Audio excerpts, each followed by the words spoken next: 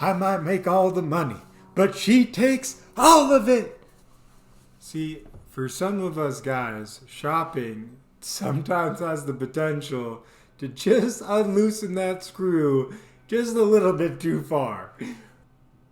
Steady and ready. Steady and ready. So I walk into this visitor center. I hear out of the corner of my eye, just like, no, you don't understand. I might go to work, I might make the money, but she takes all of it.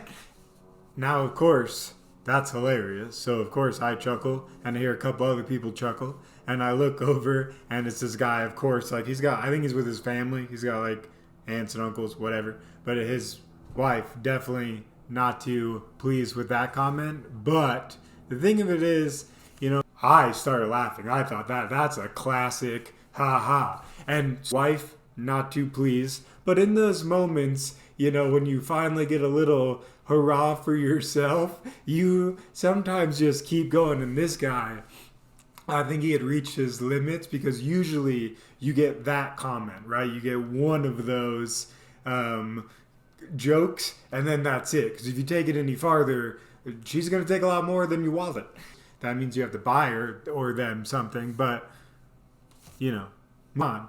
This guy doubles down, and I have to give him credit for doubling down. And this guy, he lost it all, because he followed it up with, because he was killing it in the room, and how could you not? You gotta give it to him for staying true to the comedic flavor, because he follows it up with, I only get an allowance of $30. She takes everything. He didn't have that last part, but in my head, and I go, you just lost your allowance. Anytime a guy says that he gets an allowance, that guy just lost his allowance. So have a similar notion to this atmosphere that we're in, or that he found himself in. And I know from experience, the moment you start saying allowance, or it's called a joint income, as we like to call it around in these parts. Thank you very much. She has all of it. Now this next couple that we run into, I think maybe this guy had done what the last guy had done earlier in the day, and he was straight in the doghouse, because he couldn't look at anything, he couldn't touch anything, he couldn't even get his kids excited about something. This guy had been cut at the knees, right? So we're walking around this store, and I see this guy look at something, and you can see a small smile spurk up, because he sees something that he's like interested in, and then immediately he stops. He freezes, because he wants to make sure his wife isn't looking at him. Hold on, she's gonna notice I'm happy for a second. Looks around in panic. Okay, she's looking at something else. Back, okay. But be smart about it, because he instantly was like, I can't just walk over and look at it. Like, he really thought this maniacally through. This is what happens when you've been at this for years, I guess. So if from this time I kind of figure like the guy just wanted everything, like it was his day for shopping, because he had reached his limit of gaining any interest from anything he wanted, that or the wife just had no interest in anything, I'm not really sure. More on this in a second. He uses his kids to like try and like get interested into the thing, so maybe the kids will bring it up, and then he can like add on to it. That way it wasn't like his idea. Very clever, I thought. And like a bat, man, she supersonic hearing, of course, right? She turned around and nipped that straight out of, get out of here. She, no. She like went the no train from hell. No, like, no to the thing, no to the husband, no to the two kids, like, hey, and then back to the husband, like, hey, no, I see what you're doing with this, and I don't think it's clever, but no, okay, other people will, that guy thinks it does, no, and then back to the husband for a stern double no, and I was like, dang, he's getting torn up. And then what was I didn't really approve of, which this is why I kind of go back to maybe he had done all the shopping and now it was like her turn, or maybe she was just trying to run the show. I'm not really sure, because what follows was this. Immediately, she beelines it over to something that she's enamored with, that nobody, not even the kids, would be interested in, like postcards or something like that. Like something just tacky, like not tacky. I apologize, not tacky, but like the kids and the husband was not going to be interested in. And she goes full 180 and goes, look at this, it's awesome. Pay attention, pay attention, pay attention, pay attention. I was like, dude, you just bitch slapped him across the shopping center. There's no way he's gonna be like, oh yeah, hooray! Like, you lost that battle there. This, of course, brings me to my part of the show, right? So I'd seen all these little instances, or these instances were happening while I was having my own little experience. Because as soon as we walked into that store, my girlfriend had seen a shirt that she immediately was like, I want to buy, I'm buying it. Now, I will say, slightly in her defense, she was cold, and so she was buying a long sleeve shirt to kind of get warmer, because, now being out here in Colorado, the cold's a little bit worse than it is in California, and she definitely does not know how to, she's adapting to the cold, let's just say that. So she beelines it over this shirt. She's going, oh, look at this shirt. I want to buy it. I want to buy it. I want to buy it. I want to buy it. Now, I had just seen guy number one go too far. I might make all the money, but she takes all of it.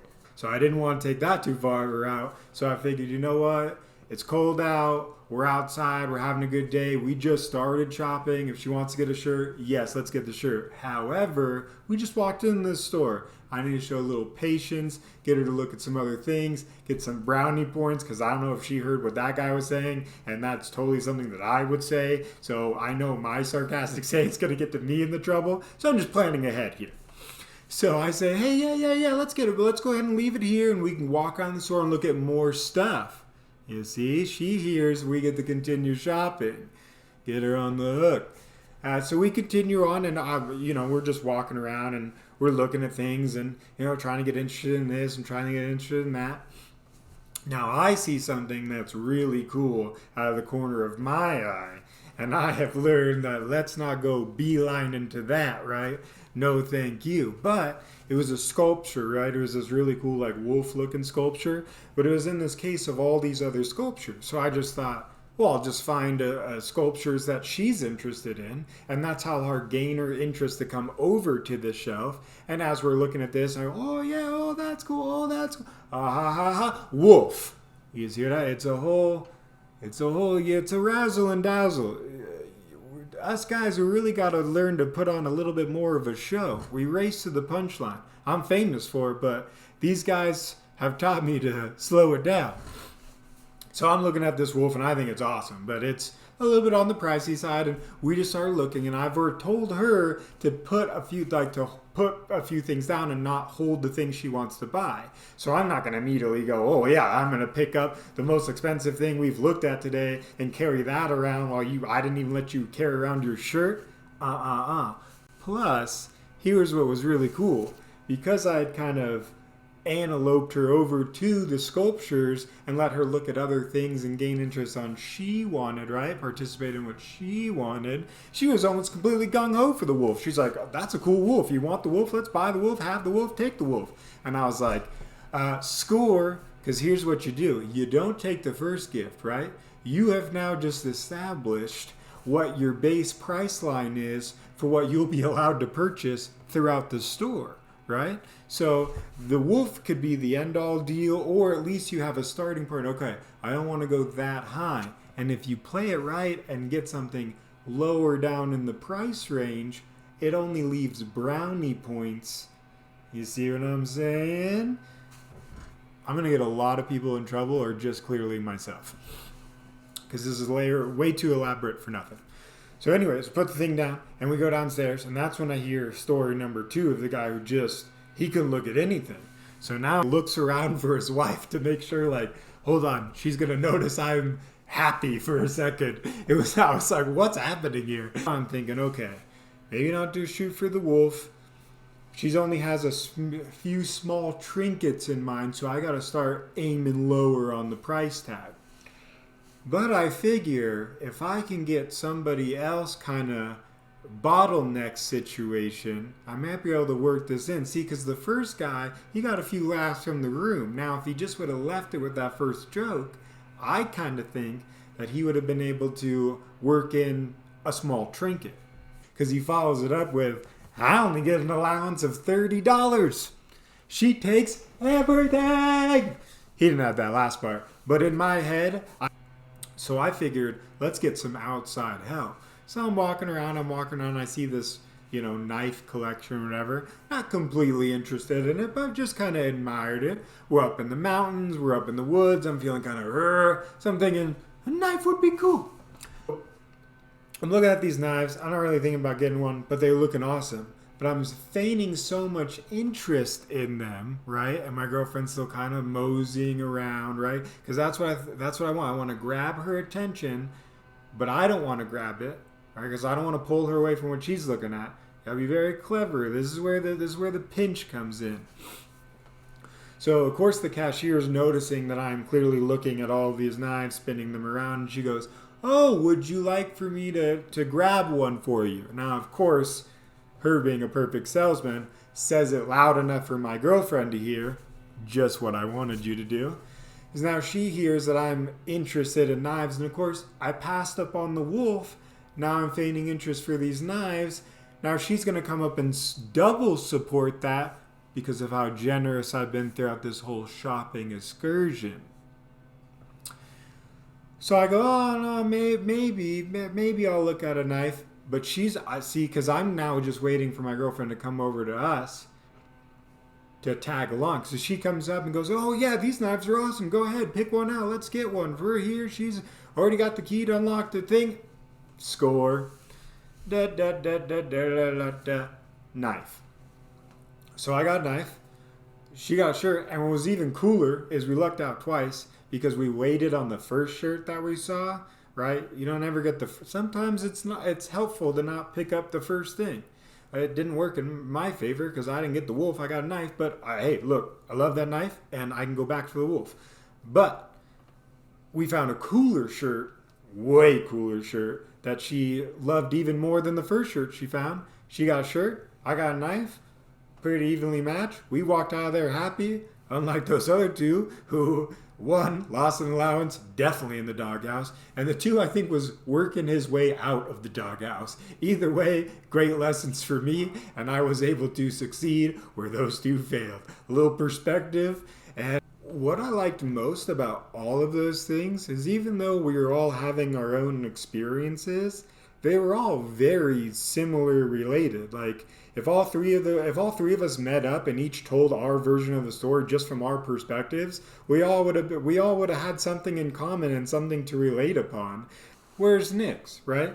I mean, the other two guys got beat up, handled, slapped, whatever you want to call it, relationshiped, and I got a knife. No. Later on that night, as I'm retelling all of this and being all high and mighty that I, of course, was victorious where the other two have failed, I'm like talking about it, and as I'm talking about it, I'm getting more arrogant, and I don't even realize I'm doing this. Like I stood up taller, I crossed my arms, I started flexing a little bit, and I'm like, yeah, and I got the knife because I watched these two dummies, and they failed, and I won, party, and so I'm just and I go, and one more thing, and my girlfriend, realizing, because she's staring in the mirror, looking at me, getting this pose all put together and how ego is just flying out of my head, she goes, stop. Do not say one more word. Get out. No. And at first I'm thinking, hey, I could say so. And then I look in the mirror and realize that I'm all flat. Like, look at me, I'm so... And I go, oh yeah, you know what? Probably before I say anything else and get a physical butt whooping, I'll just go ahead and go this way with it. Thank you.